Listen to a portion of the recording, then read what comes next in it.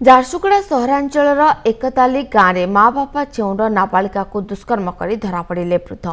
दुष्कर्मकारी वृद्ध को महिला माने धरिबा परे बेकरे चपल माल पिंधाई माड़ मारी गाँ दाण्डे बुलाई पुलिस जिम्मा देइछन्ति। नाबालिका को निज घर को खाइबा को डाके नहीं वृद्ध जनक कपाट किली दुष्कर्म करथिबा अभियोग होइछि।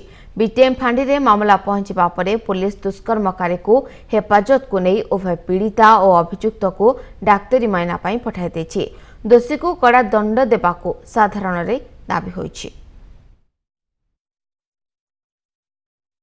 बेले आमर पड़ार मो दादा जने आसले आ पड़ा ने तांकर गोटे झील सांगे एंता सेंता हो जाइए खराब व्यवहार कर दुष्कर्म कर चलो टे जीवे कहले मत 55 वर्षर जड़े लोक सेक्सुअल असल्ट कर रिपोर्ट आम से आंगेले इन्वेस्टिगेशन चलैछु। खबर पाई तुरंत मु बीटीएम थानाधिकारी मैडम संगे कथा होती थाना को आसिक जेहेतु गोटे नाबालिका तार प्रति दुष्कर्म होती आम एफआईआर दि जाइए।